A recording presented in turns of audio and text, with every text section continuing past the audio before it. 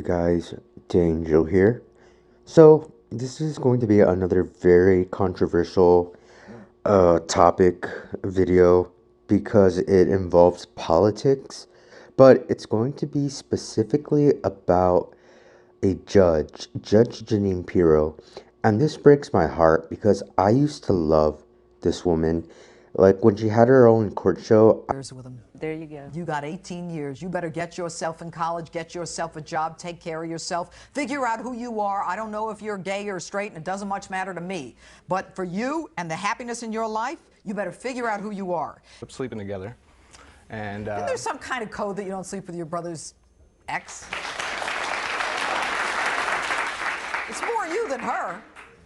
Trying to take care of your kids? What's the matter with you? What happened to you that you took this path? I guess I really don't know. What happened? You know you're not a good mother. No, I know I could be a better mother than what I Of course you yes, can. I know I and you know that. what? They love you. Focus. I'm focused. Okay. Right here. if you're very familiar with this topic, you would know. And there's a lot of videos out there. You know how I don't like to repeat the same thing. I just want to give my opinion. But Judge Janine Pirro was very, very how do you say it, against Hillary Clinton. And I'm not saying that I'm a huge Hillary supporter, but all I'm saying is that the hypocrisy in Judge Pirro. She set up the personal server to prevent us from learning her private business. Why would she violate federal regulations upon which she was schooled just before she became Secretary of State? Not to mention violate federal criminal laws that would put her in jail. She did it for the most selfish of reasons, the oldest of motives. She did it for greed and for power. Well, that kind of sounds familiar. I mean, check, check, check. That's exactly what Donald Trump is. Somebody who's obsessed with power. And guess who this reminds me of? Jim Jones, the cult leader of the People's Temple from the 1970s. Some leading scientists say we have to have euthanasia. Oh no. Oh no. Who's going to decide who and when a person's going to die? We must never allow that, because this is the kind of thing that ushers in the terror of a Hitler's Germany. We must not allow these kind of things to enter our consciousness.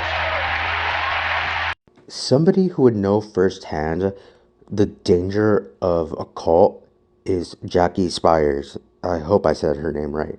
But I would love for you to listen. She was almost nearly killed because she was trying to rescue people from the cult who were forbidden to leave, were being held against their will. Now, do I both understand you to say that you both want to leave Jonestown on this date, November 18th, 1978? But she survived, and now this is what she has to say. There's no question that you could compare Jim Jones as a charismatic leader who would bring his congregation together, force them to do things that were illegal, and then took 900 of them into the jungles of Guyana, where over the course of time, he then convinced them that they should die. I've never been able to say they committed suicide because I don't think they were in control of their faculties, to be quite honest with you. So you look at Donald Trump, charismatic leader, who was able to continue to talk in terms that appealed to those who are disaffected, disillusioned, and who were looking for something, much like those who became part of Jim Jones's congregation, the People's Temple. They were lost souls. And the only difference between Jim Jones and Donald Trump is the fact that we now have social media. So all these people can find themselves in ways that they couldn't find themselves before. So he basically was a merchant of deceit, both of them merchants of deceit, both of them making people not look at facts, not think independently, and sowed a story for them that was indeed destructive. And on January 6th, how can you not recognize that that was an illegal act, that you were being asked by this charismatic leader to go do something that was going to be destructive, and you went and did it anyway? So after January 6th, you're saying you started to see even more of these parallels. Not only did I see more of those parallels, but I then saw it in my own colleagues in Congress.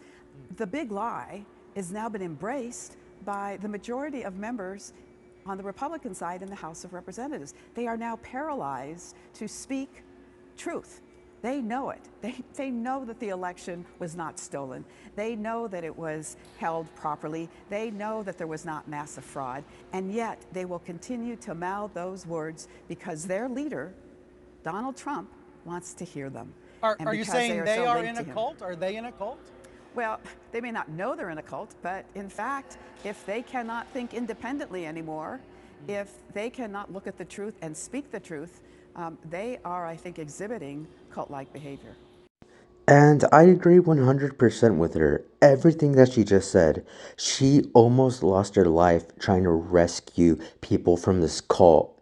And the scary thing about it is that, like, now we have like half of the country who is part of this cult. Back to the topic that we were talking about, Judge Janine Pirro. I feel like she used to be a very intelligent, good woman, but that's what cults do. They put you in this mentality where, you know what, nothing matters anymore, and I don't care what you think. Trump is my God, or, this person is my God, and I'm going to do anything to defend it. I mean, look at the way she acts here in this, like, TMZ episode.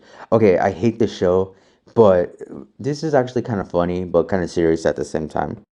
It was awesome to watch. So we got her out in New York City, and we say, if she has any regrets that she actually went on The View. And she's like, Look, I don't mind 4 against 1. I can handle it. But I don't like being mistreated by people who invite you to have a discussion and then treat you like you're less than human. Did you see what she got in the car? oh, yeah. So she goes, let's go. One of her handlers goes to get in the car, and Janine goes, I go first. it's the most Janine Pirro moment you can have. Furiously. Right after talking about being treated like a human being. It's so perfect. I go first. Like, the way she behaved right there was very despicable. But now, here's another thing.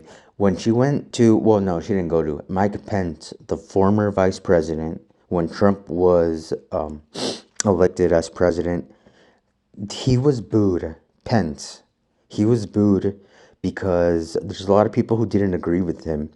And then Pirro was very extremely offended about this, and this is exactly what she said. You're kidding, right? You're alarmed. The vice president is not going to protect us, our children, our parents, our planet, our values. Who's left? Al-Qaeda? Of course he's going to protect us, our parents, our children, our planet, and defend us. Why didn't you ask Hillary Clinton, part of the disastrous Obama administration that put so many Americans at risk when they were in charge? Why didn't you ask her that when she attended Hamilton? No, the vice president, our vice president-elect, and is well aware of his obligation. And he deserves nothing but our respect and acceptance. Okay, where was that when Mike Pence was being threatened and wanted to be hanged by Trump's followers? I mean, you got really, really infuriated when he was being booed at a play or a musical, whatever. But when there were Trump's cult followers threatening to hang Mike Pence because they felt he betrayed him. One of the many unbelievable things about that day is that as the Capitol was evacuated and rioters called for Pence's death, Trump never bothered to check on his safety. I asked the former president about that. Rather than condemning the chance to hang his vice president, Trump seemed to justify them. Where was your outrage in that? Well, this sounds very familiar. Where else did I hear about a very charismatic leader turning normal people into complete lunatic psychopaths? Right now, I feel that the bishop we got and shot someone. I don't care. I feel that the bishop we got, both of them should be got and dragged by a car. I'd like to kill my so-called brother and Bill Aarons for the crap that both of them have caused over these years since they've left. I personally like to grab my father and string him up by his nuts and have a hot poker, sticking it in some coals and sticking it up his ass and burning the hell out of him for doing the things he's doing because he knows that My so-called mom, the bitch, she hates purse snatchers. I would like to disguise myself and beat the bitch up and drag her ass. Drag her ass. I'll beat the bitch up. I'll beat the bitch up, I swear, and then I'll blow the motherfucking ass right off the earth. I personally like to do that myself. Stage at his rally just before his supporters stormed the Capitol, Trump directed his and their anger toward Pence. If Mike Pence does the right thing, we win the election. If he doesn't, that will be a sad day for our country. Pence did the right thing. He defied Trump when it mattered most, igniting the fury of the rioters. It had been reported back in January by the New York Times that Trump even pressured Pence on the morning of January 6th with a crude phone call. When I interviewed Trump for Betrayal, I asked him about that. There was a report, excuse my language, not mine, it was in the report, that you talked to him that morning and you said you could be a patriot or you can be a did you really say that, or is that incorrect? I wouldn't dispute it. Really? There are two videos that I can no longer find on YouTube, but I remember them and it infuriated me. The first one, I'm going to say, Miley Cyrus. When Trump was first elected, Miley was really sad to the point where she was crying. And then all these Republicans were laughing at her, and Judge Jeanine Pirro was saying, what has she fought for? What has she fought for? You know what? Just sing and stay out of politics. What has she fought for? Miley Cyrus, my favorite singer. She's fought for gay rights, for equality, for a lot of things. And the only thing you're fighting for, Pirro, is Trump. Your leader, your God.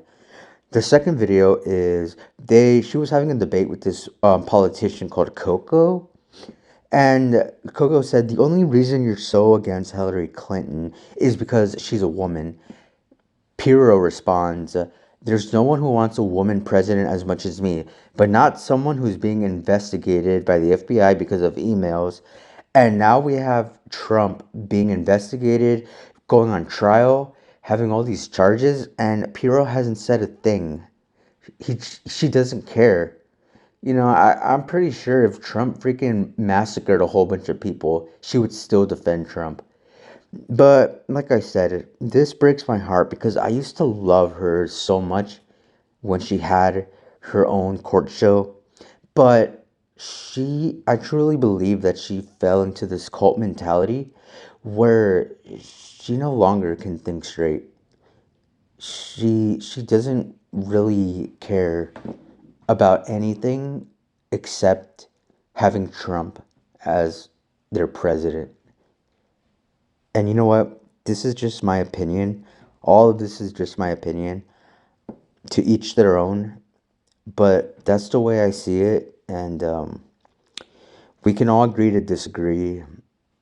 And let me know. If you disagree with me, let me know. Try to be kind about it.